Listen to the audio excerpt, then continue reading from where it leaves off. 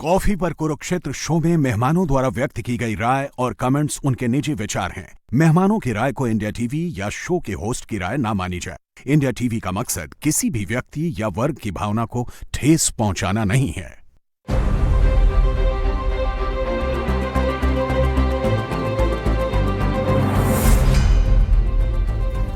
नमस्कार, बहुत स्वागत है आप सभी का आपके प्रोग्राम कॉफी पर कुरुक्षेत्र में। मैं हूं सौरभ शर्मा, आपके साथ बातें खुलकर करते हैं, वो बताते हैं जो आपको कोई और नहीं बताता। आज स्टूडियो में हमारे साथ मौजूद हैं तीन धुरंधर, क्योंकि आज बात होनी सर फिल्म धुरंधर की। प्रदीप सिंह जी प्रोग्राम में आ गए हैं, बहुत स्वागत है सर आपका।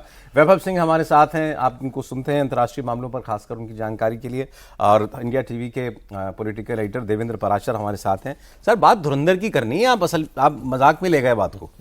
आज हम आपको बताएंगे ये जो धुरंधर पिक्चर आपने देखी, पार्ट 1 पार्ट 2 रिलीज हुआ है और इतनी ज़बरदस्त उसको सक्सेस मिल रही है। लोग कह रहे हैं ये सारी रिकॉर्ड तोड़ देगी ये फिल्म।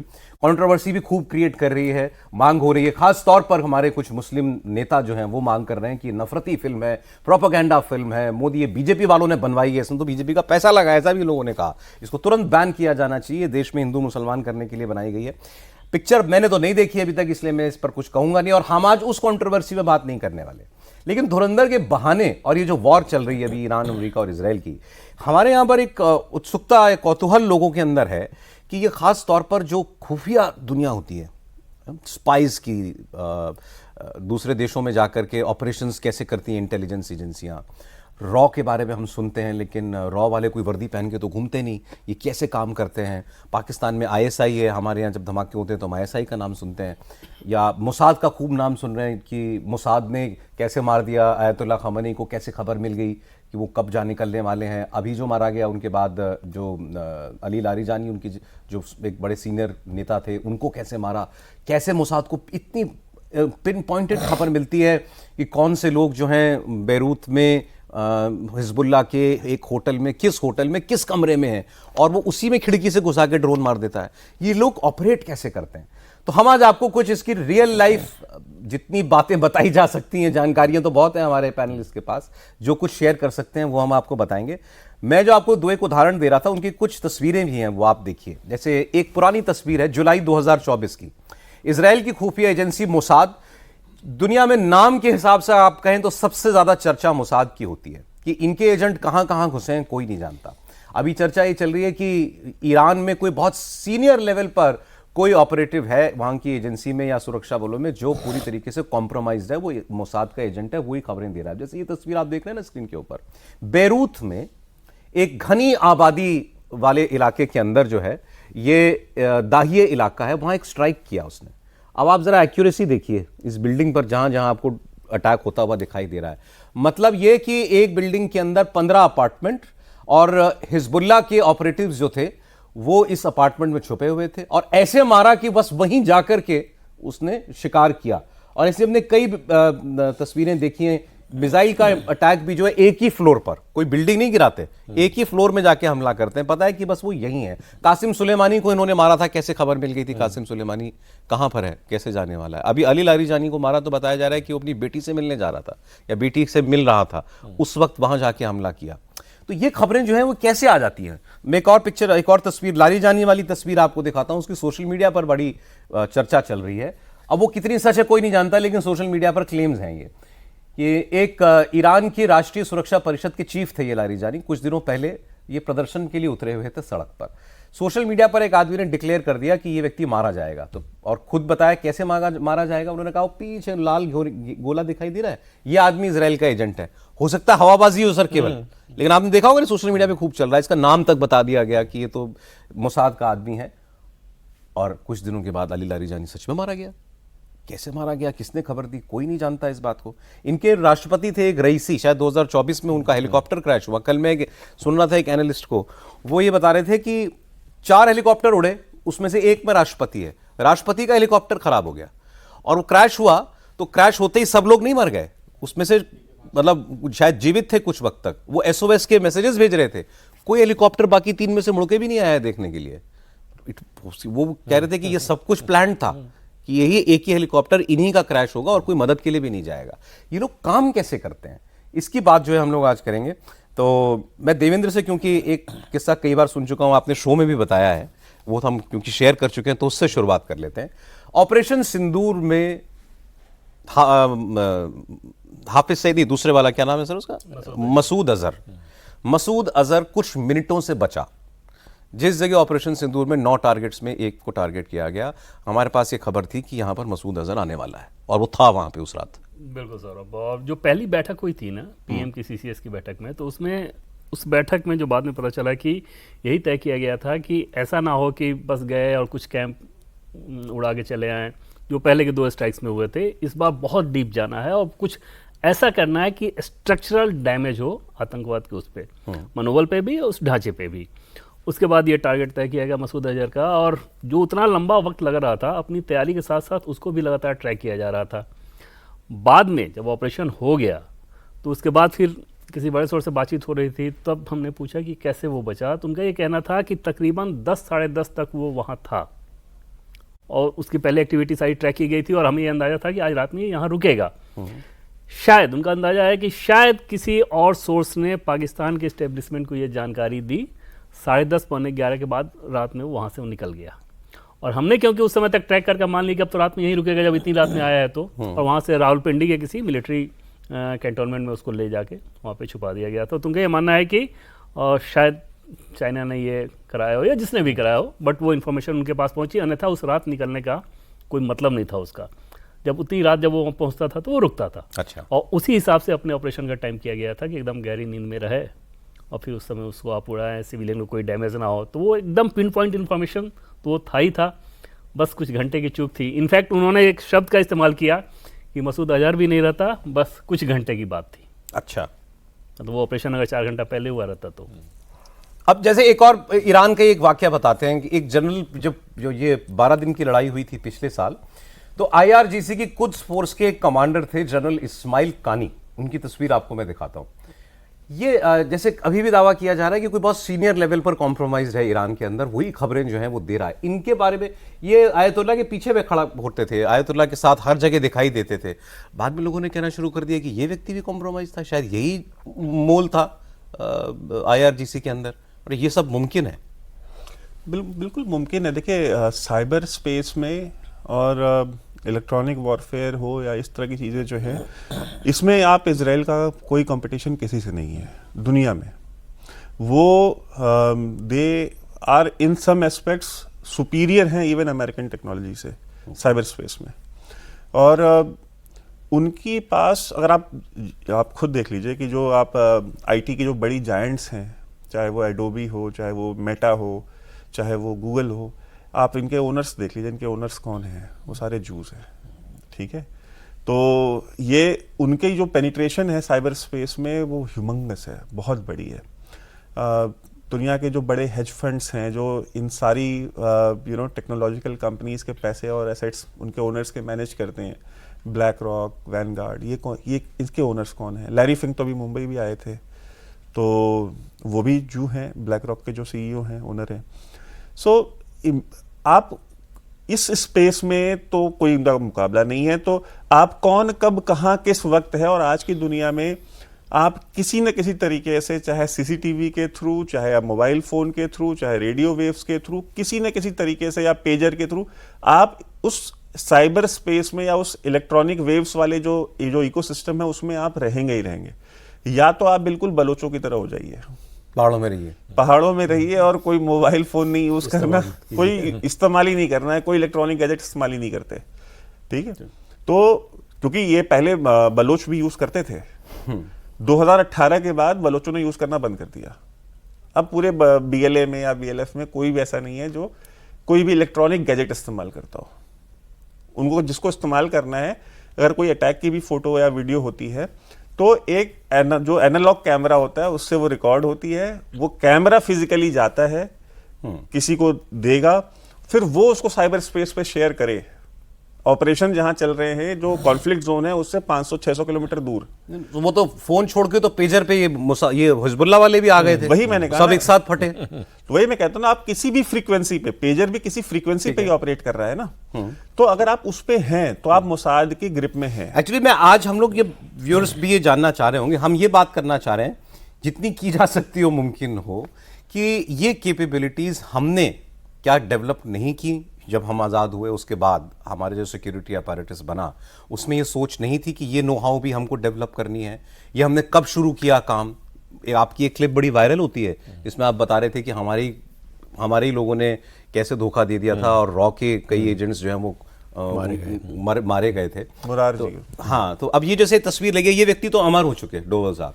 अब इतिहास जब भी लिखा जाएगा भारत का, उसमें जब भी हमारे सुरक्षा तंत्र की बात होगी, खुफिया तंत्र की बात होगी, तो इनका नाम लिया ही जाएगा। और उनकी खुद बताते हैं 7 साल वो पाकिस्तान में रहे हैं, वो उन्होंने वीडियोस में उसका वर्णन जो है वो कई बार किया हुआ है। सर, कहाँ से शुरुआत होती है भारत की इस दुनिया में? आरएन काव से। आरएन काव, वो मतलब इंडियन इंटेलिजेंस के आप उनको फादर कहें तो कोई गलती नहीं होगी। ठीक है। और कितनी दूर तक की और कैसी कैसी प्लानिंग करते थे। ये कौन से डेकेड की बात है? ये जब इंदिरा गांधी प्रधानमंत्री बनी उसके बाद की बात है। 70s। हाँ, 70s। लेट 60 60s में 66 में बनी थी, उसके बाद की बात है। तो कैसे प्लानिंग कर, अब आप जरा 1 मिनट के लिए कल्पना कीजिए कि भारत की कोई इंटेलिजेंस एजेंसी ये योजना बना सकती है कि अमेरिका पर जासूसी करनी है। आरएन काव का प्रोजेक्ट था कि अमेरिका की जासूसी करनी है, पूरी तैयारी की। कौन कौन शामिल हुआ? America, France, Iran. France technology देगा, इक्विपमेंट देगा, भारत मैन पावर देगा और ईरान जो है पैसा देगा। तो इसके लिए हुआ कि भेजा किसको जाए, इस ऑपरेशन की कमान किसको दी जाए? तो बी रमन जो उनके सबसे खास थे, कहा गया कि आप पेरिस जाएंगे, ये इसका मतलब हेडक्वार्टर या कहें स्टेशन जो है पेरिस होगा, और आप एक जर्नलिस्ट के रूप में जाएंगे। हिंदू के मालिकों से बात की गई, अखबार के, और कहा गया कि इनको नौकरी देनी है आपको। तो उन्होंने टेस्ट लिया, ट्रेनिंग दी, उसके बाद एज ए जर्नलिस्ट उनको नौकरी दी गई। उसके बाद 6 महीने या 1 साल नौकरी की उन्होंने। उसके बाद उनको भेजा जाना था। अखबार वालों को कुछ मालूम नहीं था? अखबार वालों को केवल इतना बताया गया था कि सिफारिश पर नौकरी दे दी। हाँ। अच्छा। तो प्राइम मिनिस्टर से पूछा गया, उन्होंने कहा नहीं, जर्नलिस्ट के रूप में नहीं जा सकता कोई। अगर बी रमन जाएंगे तो वो हमारे इंटेलिजेंस ऑफिसर के तौर पर ही जाएंगे, लेकिन एम्बेसी में उनकी नियुक्ति होगी। तो डिप्लोमेटिक जो है उनको एक कवर भी मिलेगा और एक जो है आवरण भी रहेगा। अब वो बी रमन फिर गए, मतलब आरएन काव इसके लिए तैयार नहीं थे, लेकिन अब प्राइम मिनिस्टर ने कह दिया तो मानना ही पड़ा। तो उनको भेजा गया, वहाँ ये ऑपरेशन शुरू हुआ, सारा सेटअप हो गया और ये काम शुरू। फ्रेंच प्रेसिडेंट ने कहा कि भाई हमारे देश में जो है ये किसी बिल्डिंग में या किसी जगह पर नहीं होगा ये सेंटर। तो इंडियन एम्बेसी जो पेरिस में थी उसमें बनाया गया दफ्तर। अब दुर्भाग्य की बात ये कि 79 की क्राइसिस हो गई, ईरान डूब गया, ईरान ने पैसा देना बंद कर दिया। तो फ्रांस ने कहा कि जब पैसा नहीं आ रहा तो हम इक्विपमेंट नहीं देंगे। तो कैसे प्लानिंग करते हैं, कितनी दूर तक की प्लानिंग करते हैं, इससे आप अंदाजा लगाइए।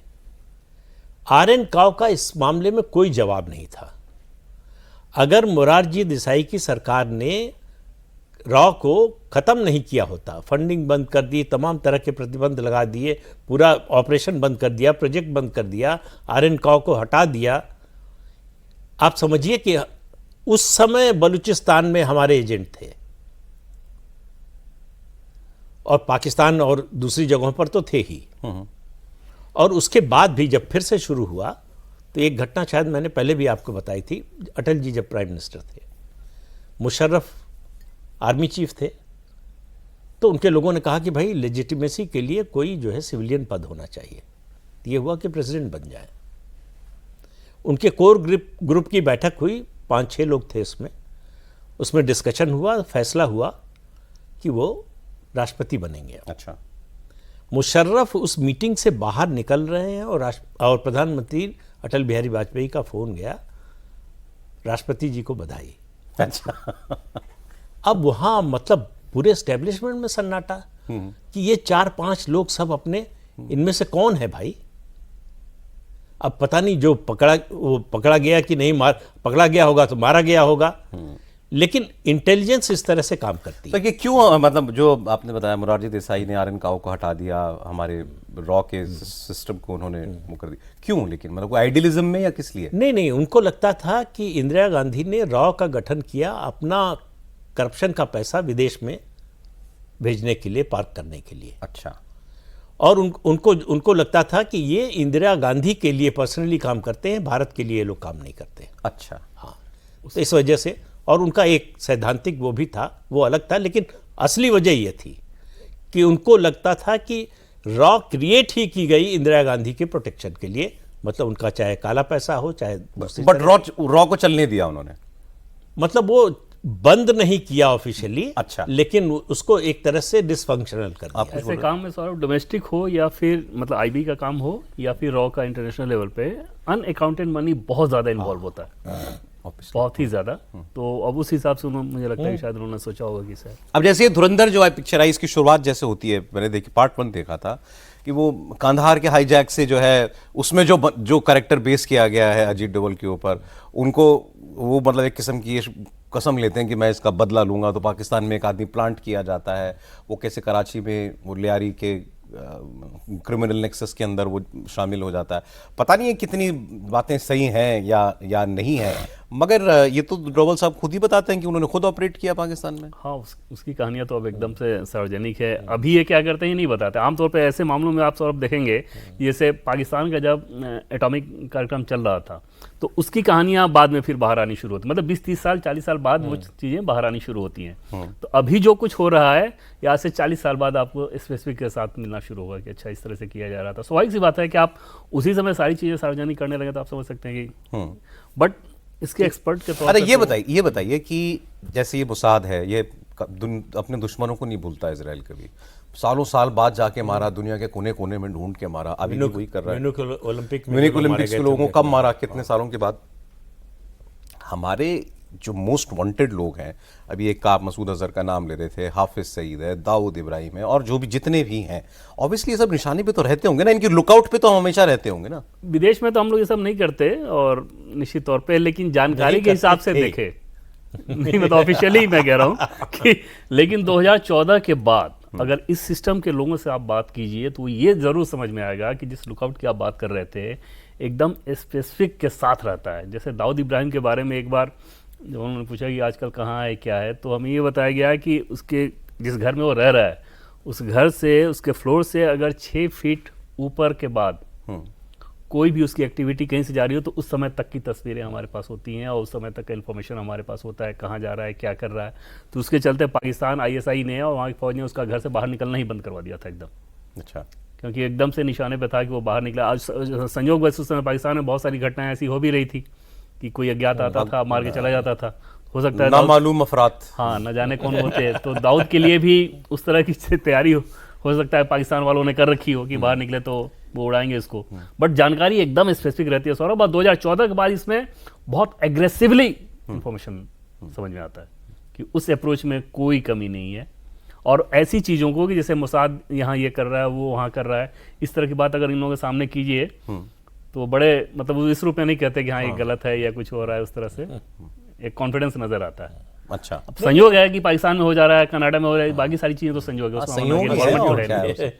नहीं, दाऊद को तो मारने का वैभव को पता होगा अच्छी तरह से, सब कुछ तय हो चुका था। टारगेट हिट करने से पहले जिन लोगों को ये काम करना था वो पैनिक कर गए, तो एक अपार्टमेंट पहले जो है उन्होंने ब्लास्ट कर दिया, फिर वहां से जो है ऐसा नहीं। बेटी की शादी हुई थी या बेटे की शादी दुबई में, उसमें भी बहुत चली थी चर्चाएं कि ऐसा कुछ जावेद मियांदाद के बेटे से हुई। जावेद मियांदाद के बेटे से। मैं तो आपको उकसाने के लिए बैठा हूँ यार, अंदर से निकले ये सब चीजें। हाँ, धीरे धीरे।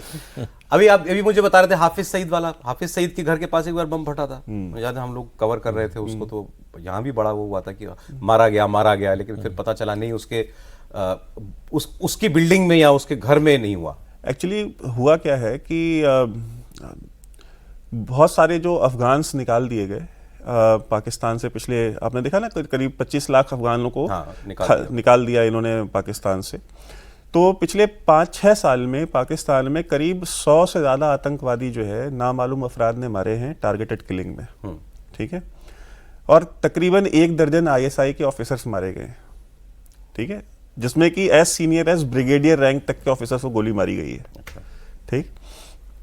अब ये इनका अगर आप लिस्ट निकालेंगे और देखेंगे ये लोग कौन थे, तो इसमें से 99% वो लोग हैं जो भारत में किसी न किसी बॉम्ब ब्लास्ट में, किसी न किसी आतंकवादी हमले में कभी न कभी इन्वॉल्व रहे हैं। कोई 2005 के बॉम्ब ब्लास्ट में इन्वॉल्व था, कोई 2006, 7, 8। अच्छा, तो आप जो कह रहे थे क्या हम वॉच रखते हैं, हम 10 साल बाद 20 साल बाद, तो हमने मारा है 20 साल बाद, अगर हम ये मान लें कि उसी वजह से मारा गया है तो ठीक।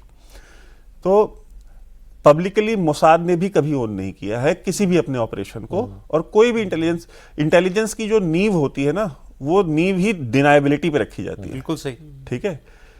ये जो कहते हैं लोग कि आप अपने यहां से आदमी को भेजते हैं, अगर आपको वहां पे अगर लोकली आदमी अवेलेबल है, अब मोसाद के जितने भी लोग वहां ऑपरेट कर रहे हैं ईरान में, वो सारे के सारे ईरानियंस हैं, ठीक है, वो काम मोसाद के लिए कर रहे हैं, लेकिन ईरानियंस है। वो बेस्ट केस सिनेरियो होता है कि आप उस देश के अंदर उस देश के लोगों को अपना एसेट क्रिएट करें।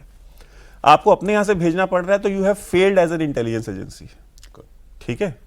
आप वहां पे अपने एसेट्स को जनरेट कर लीजिए। जो आयतुल्ला की खबर दे रहा है, जो वो लारिजानी वहां की का खबर लोकल दे रहा है, है, वो सिस्टम में कहीं बहुत सीनियर बैठा है। हाँ, वो एम्बेडेड है उस सिस्टम में, और जरूरी नहीं है कि वो आज का हो। वो जब ज्वाइन किया होगा तब उसको रिक्रूट किया होगा उन्होंने, आज वो सीनियर हो गया है भले ही। तो ईरान का प्रोजेक्ट आज का प्रोजेक्ट तो नहीं है, ये तो इस्लामिक रिवॉल्यूशन जब आया ईरान में तब का प्रोजेक्ट है। तब से वहां पे एसेट्स बिल्ड किए जा रहे हैं, तब से वहां पे सेफ हाउसेस बिल्ड किए जा रहे हैं, तब से वहां पे एक कम्युनिटी जो है इंटेलिजेंस की क्रिएट की जा रही है। उसी तरीके से हमारा प्रोजेक्ट तो उनसे कहीं पुराना है, और हमारा प्रोजेक्ट तो हम एक बार सक्सेसफुली ऑपरेट, दुनिया में इकलौती इंटेलिजेंस एजेंसी है RNAW, जिसने अपने फॉर्मेशन के 4 साल के अंदर पाकिस्तान तोड़ करके एक नया मुल्क बना दिया था। दुनिया में कोई एजेंसी ऐसा कर नहीं पाई आज तक। वो इंटेलिजेंस ऑपरेशन था, 100% RNAW ऑपरेशन था वो। उसमें आर्म्ड फोर्सेस तो सब उसका एग्जीक्यूशन उन्होंने किया था, बट वो मूवमेंट खड़ी कहां से हुई? जो रिवॉल्ट खड़ा हुआ ईस्ट पाकिस्तान में, भाई सबसे ज्यादा वोट तो ईस्ट पाकिस्तान वालों ने दिया था पाकिस्तान के लिए, तो उन्होंने देश को तोड़ दिया। 4 साल लगे थे RNAW को वहां पे ऐसा माहौल क्रिएट करने में कि सारे खड़े हो गए, मुक्ति वाहिनी बन के खड़ी हो गई, लोग हाथों में लड़ने के लिए खड़े हो गए। पाकिस्तान आर्मी को ऑपरेशन सर्चलाइट चलाना पड़ा, उसको भी कैपिटलाइज किया, उसको भी काउंटर किया और देश बना के खड़ा कर दिया। दुनिया में कोई एजेंसी मुझे बता दीजिए जिसने ये किया हो, कोई नहीं कर पाया आज तक। दूसरी चीज, RNAW का बजट दुनिया की जितनी भी इंटेलिजेंस एजेंसीज हैं उनमें सबसे कम बजट वाली एजेंसी है। मैं आपको गरीब एजेंसी है। मैं आपको आज भी बता दे रहा हूं कि एक ऐसी एजेंसी है जहां पे 1-1 रुपए का हिसाब किताब होता है। एजेंसीज जानी जाती हैं, सभी पराशर जी कह रहे थे कि अनअकाउंटेड मनी, ये अनअकाउंटेड मनी होती है, वो कैश में ऑपरेशंस होते हैं, कैश में डील करती है, उसकी भी पर्ची होती है, बिना हिसाब किताब के नहीं। क्योंकि RNAW एक ऐसी एजेंसी है जो CIA की तरह ऑर्गन स्मगलिंग नहीं करती, ड्रग स्मगलिंग नहीं करती, चाइल्ड ट्रैफिकिंग नहीं करती, ISI की तरह ये सारे काम नहीं करती। ISI क्या करती है भाई? ISI के पास दुनिया भर का अनकाउंटेड पैसा ड्रग स्मगलिंग से आता है, बिलियंस ऑफ डॉलर्स। हमारी एजेंसी तो ऐसा कोई काम नहीं करती है। तो हमारी एजेंसीज का जितना भी पैसा है वो सारा टैक्स पेयर का पैसा है। जैसे पाकिस्तान की ISI है तो वो उनकी है, तो उनकी आर्मी का पार्ट, मतलब मिलिट्री फोर्स विंग का पार्ट है वो। रॉ की रिक्रूटमेंट कहां से होती है सर? ये मतलब पुलिस से लेते हैं? मेजरली IPS कार्डर है। अच्छा। और लेकिन उसमें कुछ होते हैं जो एम्बेड हो जाते हैं परमानेंटली, उसमें एसिमिलेट हो जाते हैं, फिर करियर इंटेलिजेंस ऑफिसर्स हो जाते हैं, फिर अपने पेरेंट कैडर में वापस नहीं जाते हैं। एक गलती जो जिसको मैं पर्सनली मानता हूं कि वो गलती थी, वो ब्रजेश मिश्रा जी ने की थी। पहले ऐसा था कि आप आते थे तो आप उसमें ही रहते थे, आप वापस नहीं जा सकते। आते भी तो एक शॉर्ट टर्म 1 साल 2 साल के डेपुटेशन पे आते थे, ठीक है। अब ब्रजेश मिश्रा जी ने ऐसा कर दिया था कि अब आप 10 साल भी करके अगर आप पेरेंट कैडर में, अगर आप IG या DGP बनने के लिए आप एलिजिबल हो गए तो आप सोचते यार मैं वहां जाके DGP बन जाता हूँ अपने पेरेंट कैडर में, वरना यहाँ पे तो DGP नहीं बन पाऊंगा। तो ये उन्होंने अलाउ कर दिया। अच्छा। ये गलत था। तो इससे क्या, इंस्टीट्यूशनल लॉयल्टी कॉम्प्रोमाइज हुई है, पहले ये चीज नहीं थी सर। लेकिन ये क्यों, इसको गलत क्यों माना गया हमारे यहाँ पर? भाई अगर मैं कोई डेनमार्क या फिनलैंड हूं कि मेरा कोई दुश्मन नहीं है दुनिया में, तो बड़ी अच्छी बात है भाई, आप भी दुनिया के साथ प्यार से रहिए, वो भी आपके साथ प्यार से रह रहे हैं।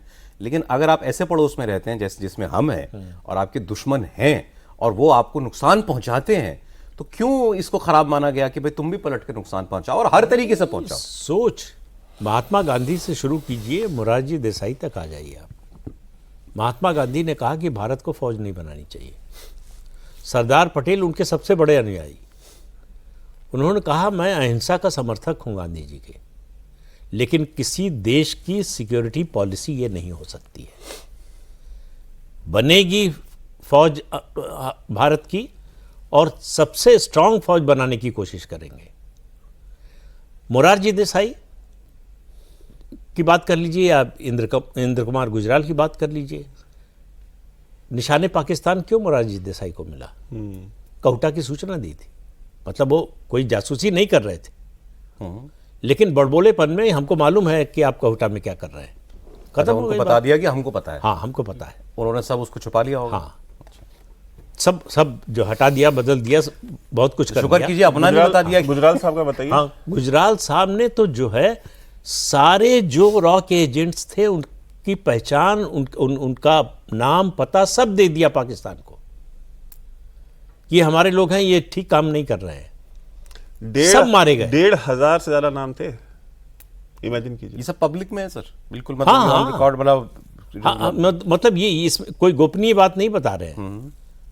बहुत से जो भी जानना चाहता है उन सब लोगों को पता है,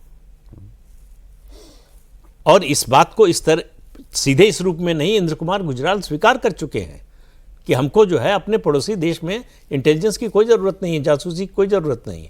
जब ये खुद पार्टीशन के विक्टिम थे, हाँ, उस स्टेट के विक्टिम थे वो, हाँ। पूरा परिवार विक्टिम था।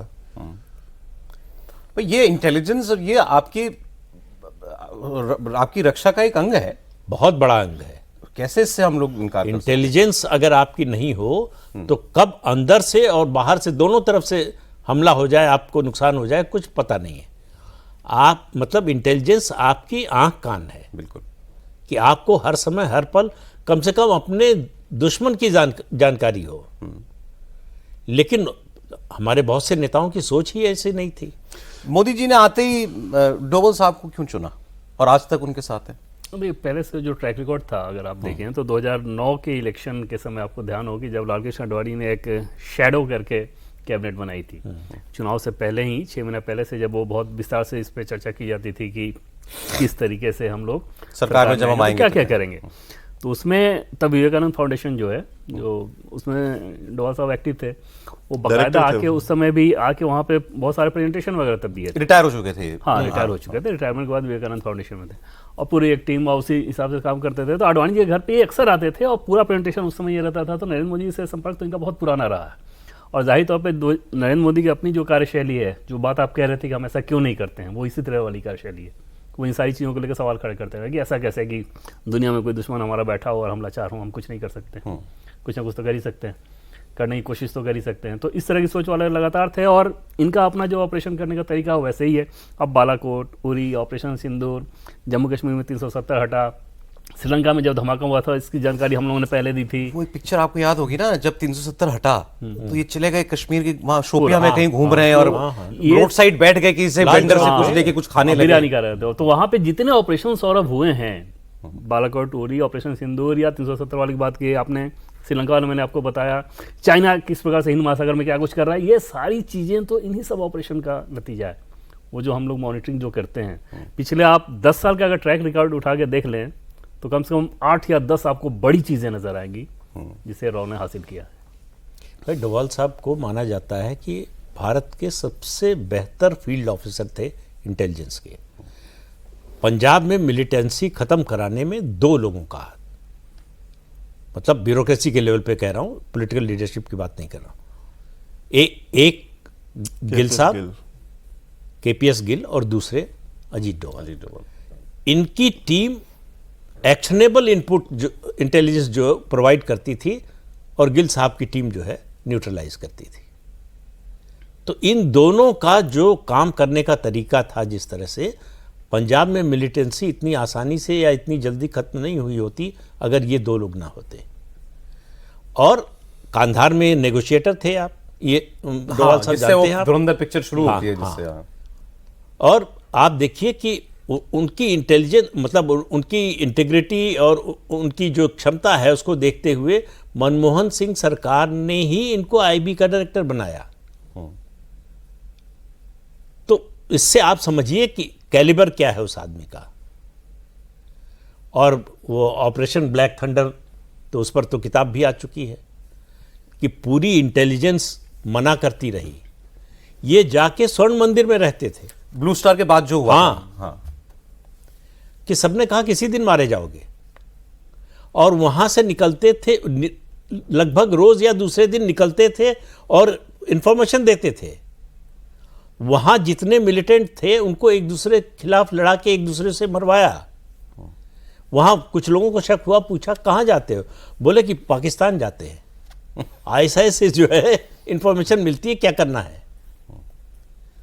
तो इस तरह का, और फिर इस तरह का इंटेलिजेंस का जिसको अनुभव हो वही वो इस तरह की संस्था खड़ी कर सकता है, इस तरह का की व्यवस्था बना सकता है। 2014 के बाद सौरभ अकेले व्यक्ति हैं जो प्रधानमंत्री नरेंद्र मोदी के साथ जो काम कर रहे हैं, जिस पद पे थे उस पद पे बरकरार हैं। इसके अलावा पूरी टीम अगर आप देखें तो कोई भी व्यक्ति इतने लंबे समय तक उसी रोल में नहीं रहा इनके अलावा, और वही विश्वास, वही भरोसा, और कैबिनेट रैंक के साथ। कैबिनेट रैंक के साथ। लश्कर और जैश के इतने सारे आतंकवादी मारे जाते हैं, उनमें कई सारी इंफॉर्मेशन तो वहाँ से होती है।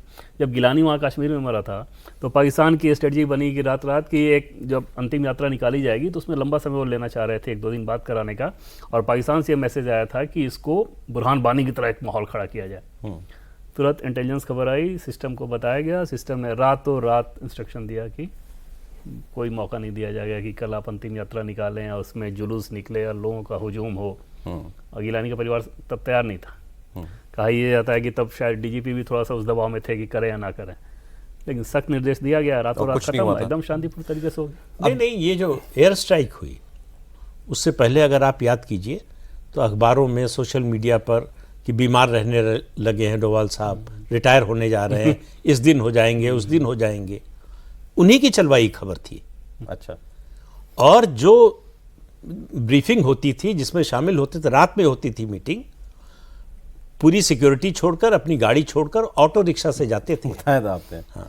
नहीं, अभी तो जैसे इनका एक और बयान बड़ा वायरल होता है, बार बार आ जाता है सोशल मीडिया पे, आप देखेंगे तो कि एक मुंबई अटैक और अगर पाकिस्तान ने किया तो इट लूज बलूचिस्तान। और बलूचिस्तान के हालात अब आप देख लीजिए क्या है। हम उसमें कुछ कर रहे हैं, हम ये नहीं कह रहे, लेकिन हालात देखें वहाँ क्या बने हुए हैं। और वहाँ मैं अभी जैसे अभी इन्होंने अफगानिस्तान और पाकिस्तान की लड़ाई चल रही है तो इनका जो डीजी ISPR है वो, उसने सब जगह इंटरव्यू दिए। जब ये हुआ ना कि 400 लोग मार दिए, अस्पताल पे हमला किया, तो वो कहने लगा कि हमने तो जो है इनके हथियार के डिपो पे हमला किया था। फिर उसने कहा कि अच्छा बात बताइए कि ये ड्रोन आए हमारे यहाँ अफगानिस्तान से, अफगानिस्तान में कौन सी फैक्ट्रियाँ लगी हैं ड्रोन की, तो इसको ड्रोन तो इंडिया ने दिए थे, तो जो बलूचिस्तान में हो रहा है वो हम करा रहे हैं उनके हिसाब से, अफगानिस्तान जो है उसको सारी मदद जो है वो हम दे रहे हैं। पीओके ऐसा उनको लगता है। नहीं, देखिए बात यह है कि पाकिस्तान आर्मी ने कराची में ऑपरेशन करके करीब 22,000 लोगों की हत्या की जब रहील शरीफ आर्मी चीफ थे। सन 2015-16 की मैं बात कर रहा हूँ। तो 15 से लेकर के 2018 के बीच में 20,000 कराची में महाजिर मारे गए। मुहाजिर, अच्छा। हाँ। और जो यहाँ से वहाँ गए पाकिस्तान, हाँ, वो मारे गए, और जिसमें कि बहुत सारे सीनियर पॉलिटिशियंस, मुशर्रफ भी वही थे, ठीक है, हाँ, और बहुत सारे सीनियर पॉलिटिशियंस भी उसमें मारे गए। मेंबर ऑफ नेशनल असेंबली, वहाँ के सांसद थे, वहाँ की असेंबली में लोग, स्टेट असेंबली में विधायक थे, वो भी मारे गए। पाकिस्तान आर्मी का ये था कि ये सारे के सारे रॉक एजेंट थे। अच्छा। तो अब आप मुझे बताइए कि ये मैं बहुत पुरानी बात नहीं कर रहा हूँ, 15 से 18 के बीच की बात कर रहा हूँ। तो अगर 3 साल, अगर 20,000 अगर लोग अगर एक कराची शहर में है तो पाकिस्तान की आबादी तो कुछ 25 करोड़ है, ठीक। एक शहर में अगर 20,000 लोग हैं तो और पाकिस्तान बहुत लीकी प्लेस है। पाकिस्तान में कोई भी चीज़ आप छुपा के नहीं रख सकते। क्यों? क्योंकि वहाँ पे कोई न कोई, किसी न किसी का एजेंट जरूर है। ये पाकिस्तान के बारे में मशहूर है, चाहे वो पॉलिटिशियन हो, चाहे वो फौजी हो, चाहे वो पुलिस वाला हो, चाहे वो किसी भी रैंक पे हो, चाहे वो आम इंसान हो, चाहे पॉलिटिकल वर्कर हो, वो किसी न किसी के पेरोल पे हायर्ड ये माना जाता है। वहाँ एसेट डेवलप करना आसान बहुत आसान है। अच्छा। ठीक है, बहुत आसान है वहाँ पे। और इसीलिए अगर आप देखिए तो आप बलूचिस्तान की बात कर रहे थे, बलूचिस्तान आज पाकिस्तान का हिस्सा नहीं होता 2026 में। ये अमेरिका ने ऑब्जेक्शन लगाया हुआ है किसको अलग नहीं होने देना। कि इसको अलग नहीं होने देना है। और मैं आपको आपके चैनल पे बहुत जिम्मेदारी से बता रहा हूँ, इंडिया के सामने उन्होंने डिप्लोमेटिक लेवल पे और स्ट्रेटेजिक लेवल पे ये अमेरिका का ऑब्जेक्शन है कि Balochistan should not be liberated away from Pakistan. ठीक है, वरना अगर अमेरिका का ऑब्जेक्शन और इतना स्ट्रॉन्ग ऑब्जेक्शन ना होता तो आज वो पिछले 12 साल तो बहुत लंबा टाइम है बलूचिस्तान की फ्रीडम के लिए, जब वो अपनी पूरी 8 लाख की फौज लेकर के BLA से एक जाफर एक्सप्रेस 4 दिन तक नहीं खाली छोड़वा पाते हैं। तो आपको क्या लगता है कि जो BLA की टोटल फोर्स है, जहां पे उनको अब TTP वालों ने ज्वाइन कर लिया है टैक्टिकल लेवल पे, ऑपरेशनल लेवल पे, और जो हमारे पास जो कैपेबिलिटी है अगर उसका उपयोग किया जाए, अगर किया जाए, तो आपको लगता है कि अगर 4 दिन एक ट्रेन नहीं छुड़ा पा रहे हैं 50-100 BLA वालों से, तो BLA की और TTP की टोटल स्ट्रेंथ 50,000 है। तो अगर 50,000 की फोर्स अनलीश कर दी जाएगी उनके ऊपर, तो 50,000 तो मुक्ति बाहिनी में भी नहीं थे। तो और ये वो TTP और वो BLA है जिनके पास एडवांस टेक्नोलॉजी के वेपन्स हैं, गियर्स हैं, सब कुछ हैं। तो उनका कोई कंपैरिजन नहीं है। ख्वाजा आसिफ खुद पार्लियामेंट में खड़े होकर के अभी 1 महीने पहले वहां का डिफेंस मिनिस्टर कह चुके हैं कि हमारा फौजी जो जूते पहनता है वो ₹2,500 के आते हैं और BLA वाला जो पहनता है वो $2,500 के आते हैं। एक्चुअली टाइम बहुत बड़ी इंटरेस्टिंग बातें हो रही हैं, लेकिन आप ये सोचें जरा कि कितना थैंकलेस काम है। हो सकता है ये तीनों लोग यहाँ बैठे हैं, बहुत सारे ऐसे लोगों के नाम जानते हो, बहुत सारे ऐसे ऑपरेशंस के बारे में जानते हो जो भारत की सुरक्षा के लिए किए गए, कामयाब भी हुए, बहुत सारी साजिशें दुश्मनों की नाकामयाब बनाई गई, लेकिन लोग मारे गए जिनका कोई नाम भी नहीं डिस्कस नहीं कर सकते। जिन लोगों ने अपनी जान दे दी उनके बारे में बात नहीं कर सकते। उनको कभी कोई गैलेंट्री अवार्ड नहीं मिले होंगे तो वो भी नहीं मिलते, बहुत सीक्रेसी में मिले होंगे, जो भी, but we can not even discuss that. एक चीज मैं बता दूं, UPA 2 के टाइम पे POJK इंडिया में मिलने के लिए तैयार था। 2.5 लाख लोग सड़कों पे निकले हुए थे एंड वहां की पूरी पॉलिटिकल लीडरशिप तैयार थी कि हम ये 2.5 लाख लोग सड़कों पे उतरेंगे। ये उसका एक लीडर थे, उन्होंने कहा कि हम ज्वाइन करेंगे। गवर्नमेंट ऑफ इंडिया ने मना कर दिया था। ये मैं आपको बता रहा हूँ। UPA 2 की कुछ सुन के हैरानी से नहीं होती सरकार। और उनका जो लीडर था जी, उनका लीडर अगले 72 घंटे में मार दिया गया। इस पर अब वैभव के साथ एक अलग प्रोग्राम नए सिरे से। सर आज इतना ही समय था सर, बहुत धन्यवाद। प्रदीप जी प्रोग्राम में आए आप, वैभव बहुत शुक्रिया, देवेंद्र बहुत शुक्रिया आपका।